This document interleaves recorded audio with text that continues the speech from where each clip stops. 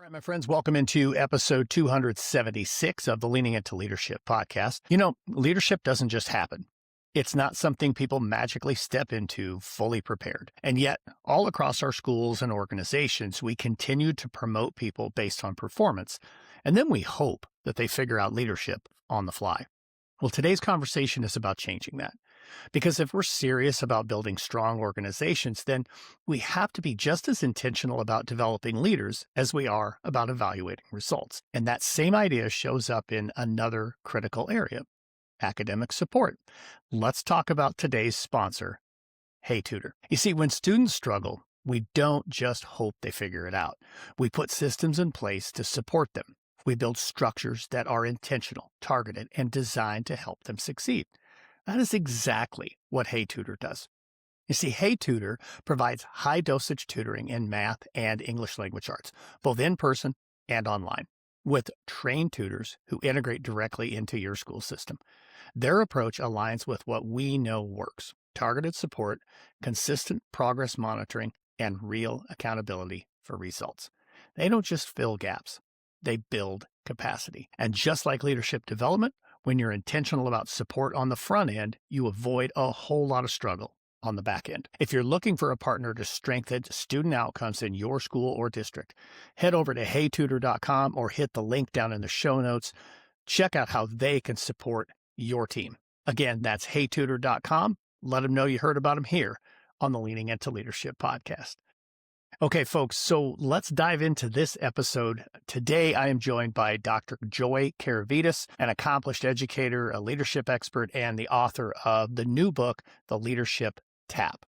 And Joy brings more than 2 decades of experience in education and leadership. And what I love about this conversation is just how practical and real it is. We talk about that moment that so many leaders can point to, the tap on the shoulder. That moment when someone saw something in you before you saw it yourself. But we're not going to stop there.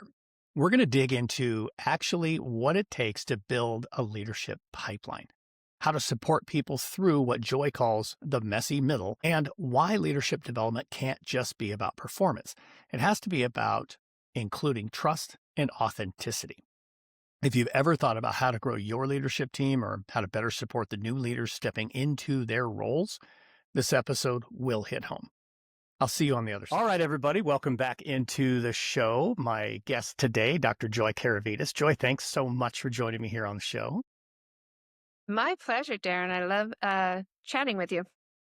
Yeah, absolutely. As I think about our conversation today, and we've spent, quite a bit of time here before we even hit record having a really good conversation. But I know you have a new book out, The Leadership Tap, and we were just talking about that tap on the shoulder, that growing and building your bench of leaders. And I've always felt like as a leader, you have a moral imperative to grow the next generation of leaders. We'll probably talk a little bit about maybe the story of me being tapped on the shoulder. Maybe we'll hear a little bit of your story as well. Then we're definitely going to get into all this awesome content. But before we do that, let's just very quick, we'll hit the rewind button, go back as far as you want, maybe just share for our folks who aren't necessarily familiar with you, even though you have been a guest on this show previously. Just tell them a little bit about Joy Karavedas and just take it from there.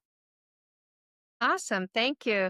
Well, I have been a longtime educator in a lot of different types of roles. Everything from, like most of us, I started out as an academic advisor many moons ago, went up through the ranks through assistant principal at a couple of different schools. I'm in the state of California now, have also been, for a short time there, I worked as a principal over in the state of Idaho, lovely Idaho. But right now I'm currently in the role as the Dean of Online Learning at a private school, Orange Lutheran High School in Southern California. It's about just over 1,500 students on campus, 9th through 12th. And we have a brick and mortar school, but we also have a fairly large online component and online capacity there as well.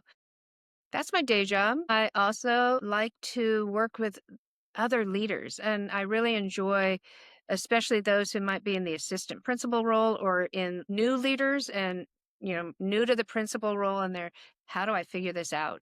And what have I, or sometimes it's what have I gotten myself into? And Right.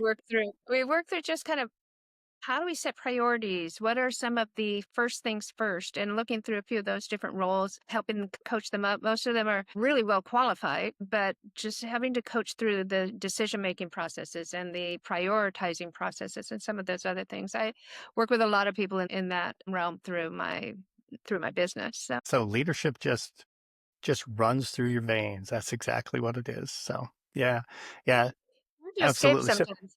yeah, yeah, absolutely. So I mentioned it a second ago, and I think I want to go back to that. We're going to get into the book here in just a little bit. As we were talking, and as I was reading through your book, and I'll for our YouTube folks, I'll go ahead and hold it up there so you can take a look at it. For our audio folks, we'll definitely have a link in the show notes for it. But um, the leadership tap, and I think back to my first teaching job way back in the mid 90s. I was hired as a middle school science teacher, worked under an incredible principal, Betsy Parker. I've talked about her here on the show numerous times. One of these days, I probably ought to just have Betsy on the show. And I think she listens. And so now she's going to hear that. And there's no way she won't take me up on that. But somewhere it was either between my first and second year or between my second and third year. I was in the office in the summer and it seemed out of nowhere, but I know it was intentional. She's told me this since. There was essentially a tap on the shoulder. And she said, Darrin, you really ought to think about going into school leadership. And honestly, Joy, that was something I had never considered. I mean, I wanted to be a head coach.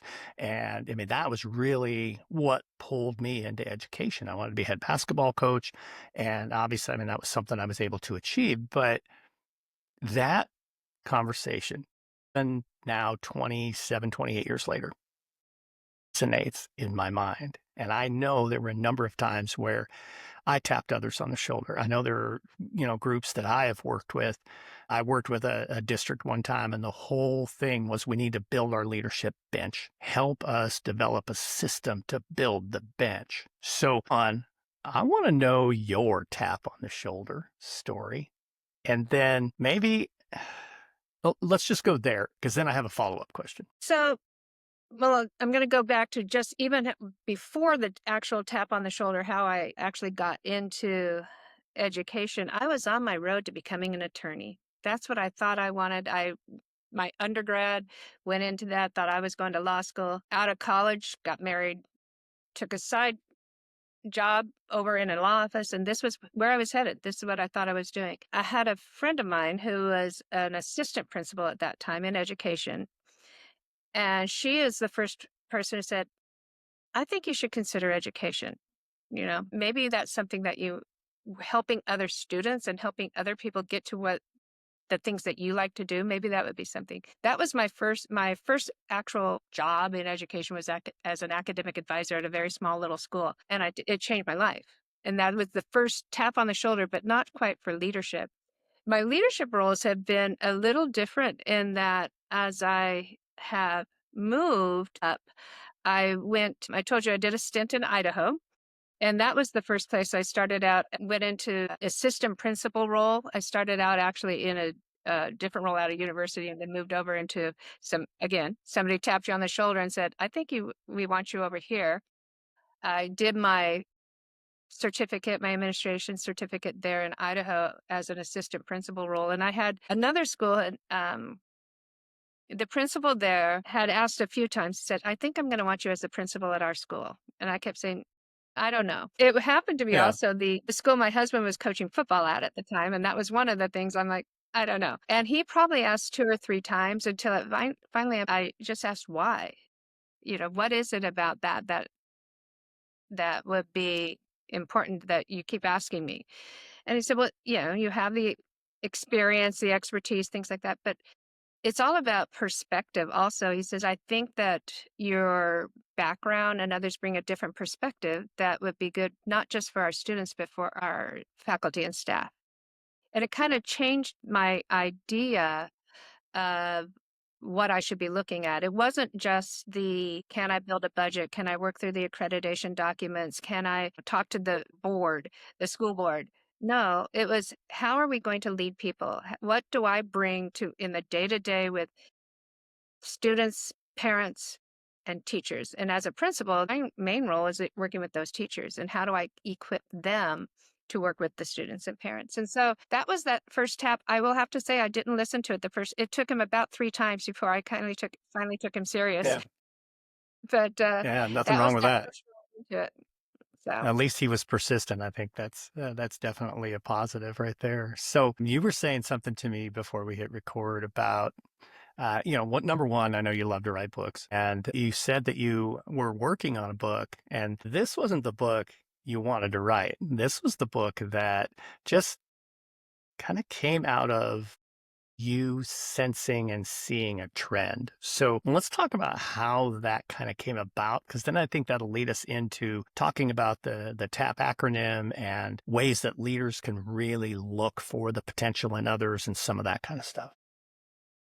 sure, and it was. I thought I was going to write a book about how leaders develop as leaders. I had this idea that perhaps men and women, how do we develop the skills? What are the processes for doing that? What are the experiences you're having? And maybe they're different. And so do we come to the same place or do we come to different places? But as I started interviewing people, I was interviewing several leaders in education and some outside of education, male and female. And the responses I kept getting, unfortunately or not, went against my premise. And a lot of them had very similar experiences. But one of the one that was across the board was that everybody had that moment and can speak to that moment when somebody tapped them on the shoulder, metaphorically, and said, I think maybe that you'd be a good leader. Maybe you should apply for this role or step into this role, or I'd like to bring you on into this role. And every single person could name that specific instance of what that looked like. And I thought, well, that's interesting. And it made me think about, we often talk about where are all the leaders in the world, but we can create that pipeline if we're intentional and we're looking and we are looking. I have a line in the book where it says, pat on the back is really nice for a while, but a tap on the shoulder can change a life. Absolutely. It was one of my favorite lines of the book. I love that. Yeah. Yeah.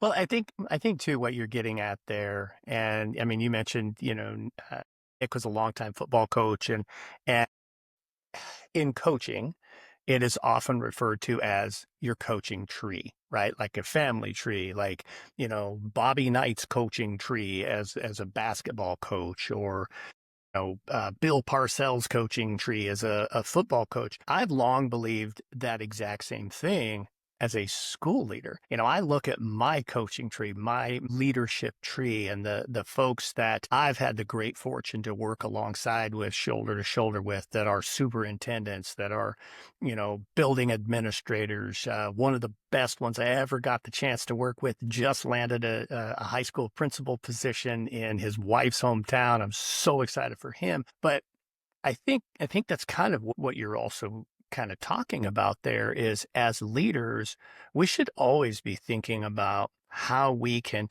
and not that it's about us or that we're trying to grow our legacy. In essence, those leaders do become part of our legacy, but we should always be looking for growing and identifying those next leaders. And I know you've got some great pieces here in the book to help leaders be a little more intentional about that, because sometimes leadership talent doesn't just run up and hit you in the face. You have to be intentional and be looking for it. So maybe talk a little bit about that process. I love the word intentional because I agree. That's one of the things I think we forget about sometimes is we're busy in the everyday. Leadership takes time and leadership takes effort and it takes a lot of work. And you're busy in running from meeting to meeting and putting out fires and doing all the other things, the great things that we have to do. But I think that if we can spend some time actually noticing while we're running frantically, who are the people in the room with us? Who are the people around us? What are those things that they are doing? I think that gives us a different look at the ability. I was going to say ability, but that's not the word. It's the potential of those people in the room and the potential of those people around us. I would say that leadership pipelines, and that's a little of what you're talking about, they take that intentionality and they take some forward thinking, not to who, as you were saying from your mentor, not to who Darrin Papard is right now, but who could Darrin Papard be? So where is he going? Yeah. And I think that as we do those things, we notice more and more. We can find some ways to invest in people, giving them smaller opportunities for success, celebrating those success, and moving along with them in that journey, and give them time to practice and prepare for leadership before just throwing them into a deep into the pool. Yeah, absolutely. Well, I think that's an important piece too, is giving them opportunities to practice. So often, you and I were talking about this before we jumped into the formal recording, that so often, leaders are just not yet prepared to take on the job. And in a lot of cases, and this is why folks like you, folks like me get to support so many, leaders that are out there that are early in their career, because they're tossed the keys and told good luck, and there isn't that support system to help them. For me, I mean, and I went from an AP in the building I became principal. I did 40 feet down the hall, and basically, it was, "Here's the keys, good luck," and, man, I struggled for a couple of years. So, I know that that's something that the more opportunities we can give for people to take on real leadership, while at the same time being in a place where we can support and guide, ask good questions, maybe even give some edges to the project they're working on, that's a really powerful thing. So, I think that kind of gets to a topic that you have in the book, where you talk about that messy middle, right? Where we see the talent, but it's in those challenges, it's in those struggles. And I guess I'm answering this question for you, so I'm going to stop and just ask you the question. Talk a little bit more about that messy middle. How do we capitalize on that so that people can grow more? I think that the most people, they don't like the messy middle, whether they're in it or they're watching somebody else in it.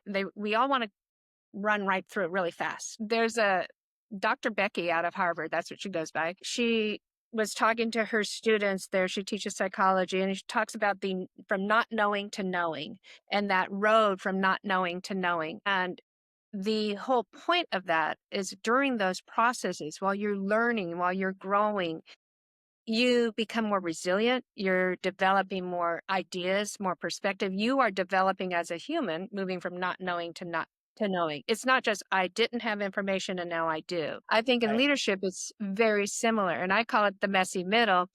But when you're moving from beginning to lead to leading, you're going to make mistakes. It's going to be messy. Everybody doesn't have the same smooth road.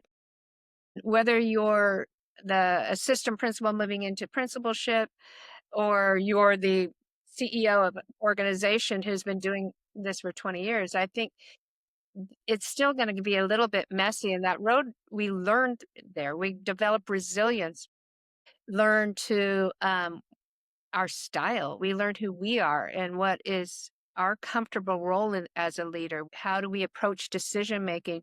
There's a lot of things that you don't really know about yourself. And I always say leadership begins on the inside, and you have to know yourself and who you are as a leader before you can start really stepping into that role and feel like I know what I'm doing, which we never really arrive. But I would say, on the other side of that, if you're an executive or you're the superintendent and you've got principals and others around you, it can be uncomfortable, because we were like, well, I just need somebody to act. I need somebody to do this.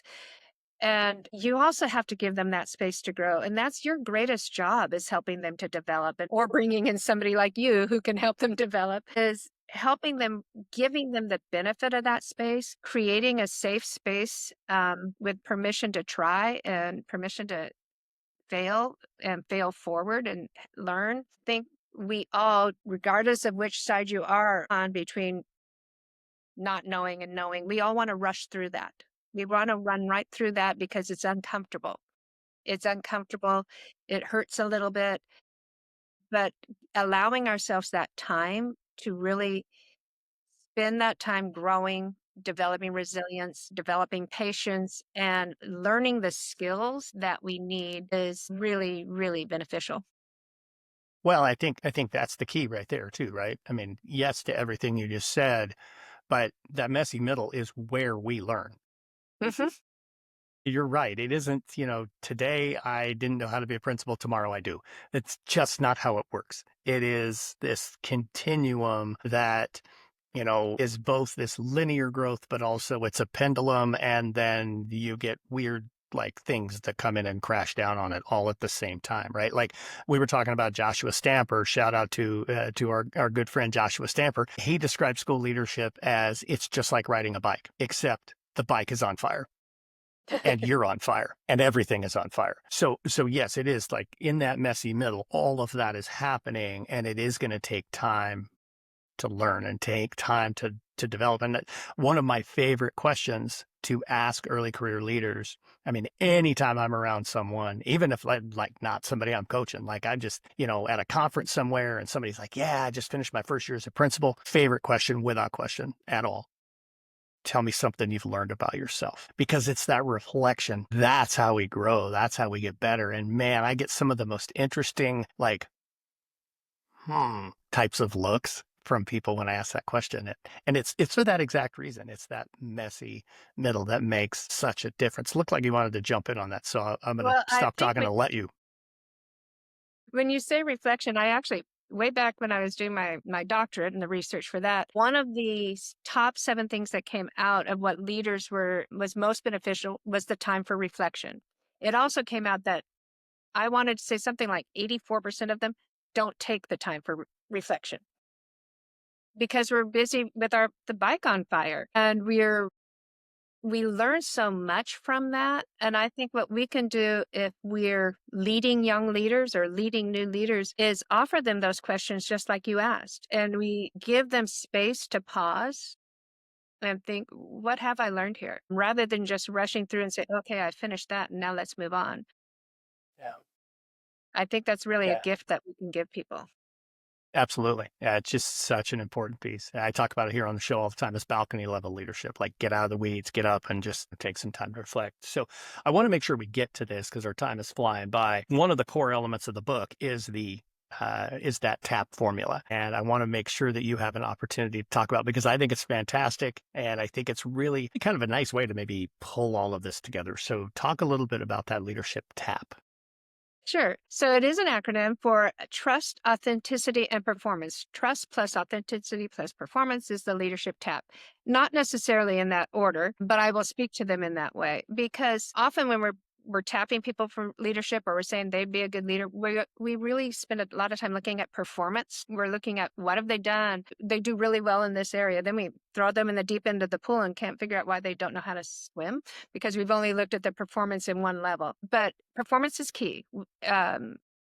People don't want to follow a leader who doesn't know what they're doing. But performance, I would say, is something we can help people with. We can train, we can teach, that's where we tend to focus with a lot of our assistant principals, at least in the schools I've seen, on performance. Here's how you work with budgets. Here's how you do an IEP. Here's how you do with conflict resolution. But then we kind of ignore trust and authenticity. Trust is the foundation of all leadership. I think you would probably agree with me. You need to have trust. You need to be able to build trust. But trust is also, you cannot force somebody to trust you. Trust has to be given to you. And so you can do all of the things that you want, but they still have to give you that trust every day. And I think as a new leader, we think, okay, well, then I'm just going to continue to act with integrity. I'll be honest, hopefully. I'll be doing all responsible and I'll be accountable. Yes, all that develops trust, but it doesn't ever stop. And so we have to learn that that becomes a part of who you are. Are you a person of integrity? Are you a person who's responsible? Are you a person? So how do you develop those habits that will allow people to give you their trust? I also think when we're working with leaders, it's trust beyond just who your team below you who are giving you that trust and they are saying that. But can the organization trust you to have the organization's best interests at heart? And I think when we step into leadership, sometimes we either haven't had opportunity to develop that or have forgotten that it's not really all about, yes, we're used to, if you've been in not always schools, but sometimes a middle management role or assistant principal and you have your teams around you. Yes, we want them to trust. But what about the people above you? What about the people outside of your organization? Are you trustworthy to the organization's mission and vision? And what does that look like? So there are a lot of different elements of this concept of trust that I want to go through in the book and talk about what that really looks like from all angles. And then The authenticity piece, so often when new leaders, they walk in and they usually have one of two, at least the ones I've seen, one or two kind of takes on it. They're either, stuck in imposter syndrome of, I don't belong here. I can't, and they're not confident because they don't feel that they were, the right person for the job, or they don't know, they haven't seen themselves as a leader. I would say if you've been tapped on the shoulder and somebody else saw you as a leader, then you do have something. But they work through that imposter syndrome, and how do you develop confidence and to stand inside your own leadership? The other side I see is those who are on the other end of the spectrum, and they're just going to do, oh, I know how to lead, and they go off with everything, and they may be overconfident, or they're trying to emulate the person before them. What I don't see very often is somebody who's comfortable in their own skin as a leader. And that's where I talk about that messy middle chance to develop who you really are. Who do you show up as? Who do other people, what do they see when you're leading, and not just, as a teacher in the classroom? Is that different than you are when you're as an assistant principal? Is it, you talked about 40 feet, down the hall. Yeah. How does that change who you are? And so we step into really knowing, this is that leadership work that Hicks develops on the inside, really knowing who we are, how we lead, where we're comfortable. We can step into that with that confidence that comes into, that impacts the way we lead. So I think you put all those things together, you need trust, authenticity, and performance all together all the time, and you've got yourself a leader.